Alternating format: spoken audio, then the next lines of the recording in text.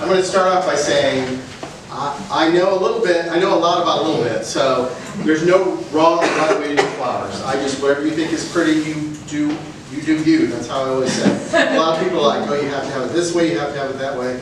I don't buy by that. I'm like, whatever I think is pretty. I'm kind of OCD with my stuff. I kind of like stuff to match.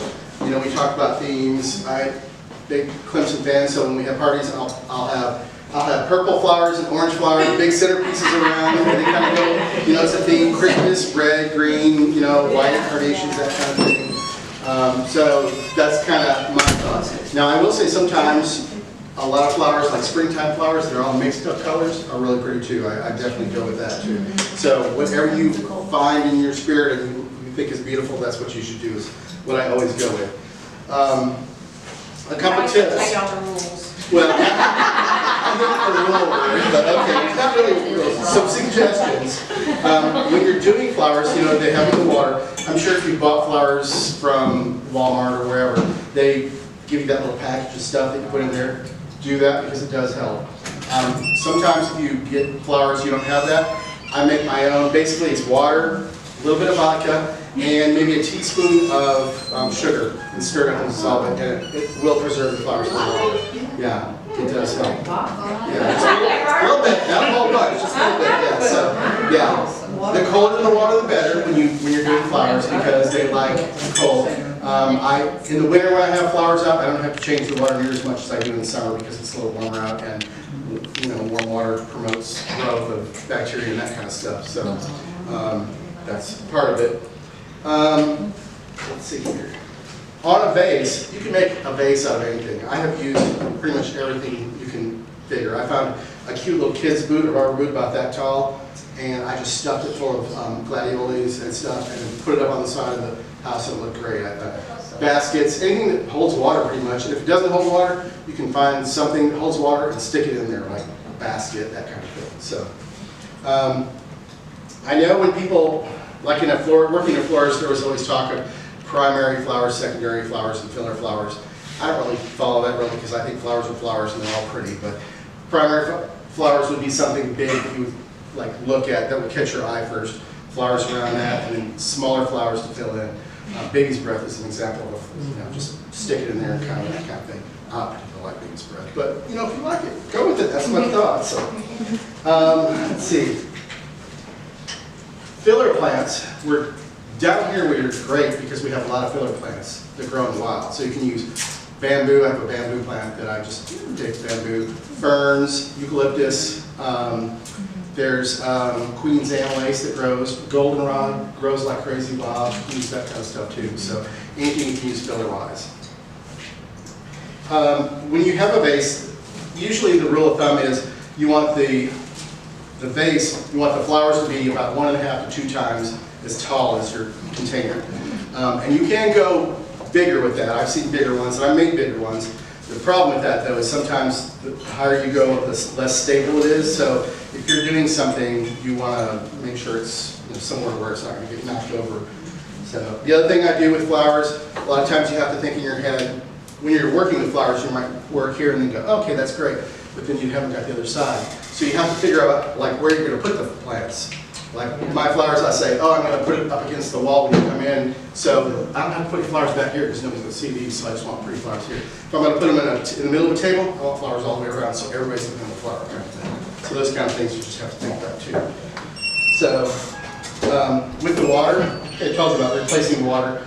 You'll probably want to replace it every 2 or 3 days. It will prolong the length of your arrangement. And also, like I've kept arrangements for almost a month or more because I'll take, oh here, these are bad, throw those out, put these back in. Carnations, everybody disses on them, but carnations are great because they'll last almost a month in an arrangement. They'll last a long time in arrangement. Some of these mums will too. You've got other flowers. Camellias are a prime example. Camellias are beautiful flowers, but they are awful in a arrangement because they just fall off. Like after 2 or 3 days, they'll fall off. They sell containers. They're like bowls mostly, and they have rocks where you stick them in, and they just pretty much lay there, and they're good, but you'll see them just kind of go down. So that's one of the things. Another flower, like you have to figure some of the flowers aren't really good. Like I love tulips, but tulips are they're so flimsy that when you start to put them in, they just snap, and they snap, and they snap.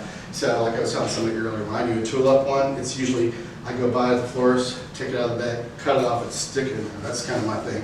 Tulips, what else? Daffodils are kind of like that. They're very similar. They're kind of floppy, and they'll break, that kind of thing. But I mean, you know, you can use them too. Like lilies, calla lilies are very much like that too. But yeah, so some last longer than others. I will take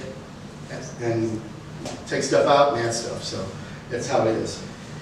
Let me see here. What else am I? The rules. What other rules am I looking at here? So, Cut your stems at an angle so that it has more surface room to suck the water up. yeah, you will see that when I'm cutting a flower. Like if I'm going to use that, I'm going to cut it like at a 45, probably like that, because it has more area for absorption. So that's good. The other thing is, all the greenery, you want to try to don't get the greenery in the water, because the greenery will start making the water gross, and the flowers will last longer. So normally what I do is, and like I say, I worked for a florist, and he would go through and he would pick flowers up, put them in his hand, and he had the arrangement in his hand pretty much before he even put them down. I do it a little differently. I'm kind of a little bit more OCD.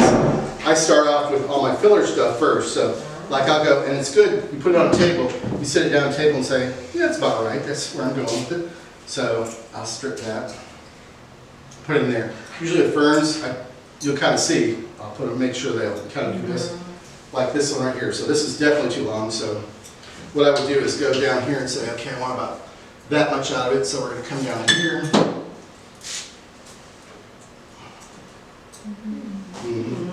And then they will also, the more you start filling it, the more they'll start staying where they're supposed to be, kind of thing. So yeah, a lot of times that's kind of like, Y'all, when you change your water too, you want to cut the end off if you can. You don't want to do it too often because it'll make them too short, but you want to cut the end off because they get the bacteria growing on the end, and then they can't suck up water anymore, so they'll die. So, I mean, we can keep plants we can keep arrangements for 3 or 4 weeks when we do this. yeah. I have a question about changing the water. So Yes. you're saying to cut the bottom, and you're saying to do it like 2 to 3 days.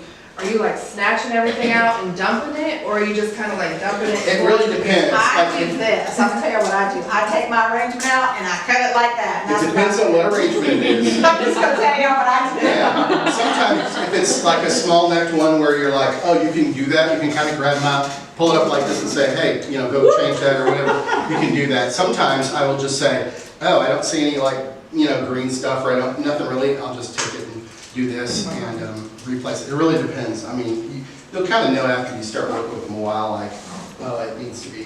Sometimes I just take the whole thing out and I just start, oh, that one needs to be cut, this one goes away, this one, you know, kind of goes here, so. I'm all about easy stuff. I know, easy is what you got to go with. But if you do that, they'll last a lot longer because they can keep absorbing the water. Yeah. Yeah, ferns are great because you can find ferns out in the woods and you can find anything. And also you can use things like you normally, like when I'm out in the woods a lot, I look for stuff. I look for like cattails. I mean, cattails are really pretty. Canna leaves. Cannas are really pretty and they come in all different colors. There's red ones, there's variegated ones, there's green ones. They are great filler too. They're very good. Most of my cannas are not around anymore, unfortunately, but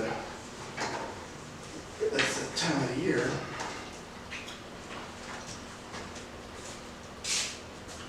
And I always do, like, you'll see me taking something out and cutting it again. It's kind of like measure twice, cut once kind of thing. It's like, I would rather cut a little more every time than go, oh, I just cut it way too short. Now I've got to throw that flower away or do something. And see, like that one's got a green, that brown leaf, I would just cut that off. So we grow this fern in our parks, and specifically, we're trying to grow more of it so we can use it for this. So now I've kind of got a base where it's kind of like this. So now I'm going to start filling in stuff. This one, now you can use, this is a prime example of a primary flower. This is a pretty flower, it catches your eye. That would be the one I'd work around and kind of go from there. This one, it's not going to be so much primary. It's going to be lots of different colors, lots of, I should say, purples, yellows, and greens. So what I'll start doing here is, I'll come in here, here's a little ragweed. That's a pretty green one. That's actually about right. Let me just cut it off because I want to just cut last. And y'all, look how that flower picks up the colors in the fern. Let's see, I'll hold it right next to it. So, And I'll cut some of these off, and I'll keep these because I'll tell you what I'm going to do with some of those later on too, because we can use those. Some people strip all the leaves off the plant, some don't strip any off. I go back and forth. Some because you do want some greenery, so I'll start using leaves and then go, okay, it's time to start just doing, that kind of thing. So, and like I say, there's no right or wrong. I am, like I say, a little OCD, so I figure there's a purple flower over here, there's going to be a purple flower on this side. That's just kind of that's how my brain works, and I said, okay, I'm not going to fight you.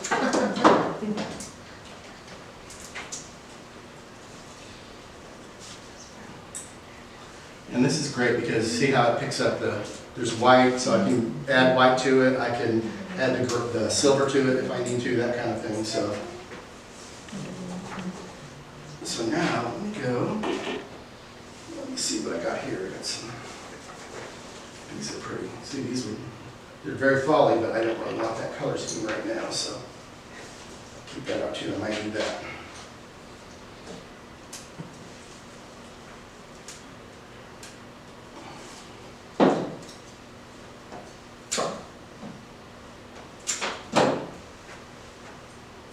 Are these flowers from your garden? No, these are mostly ones that were donated today. Okay.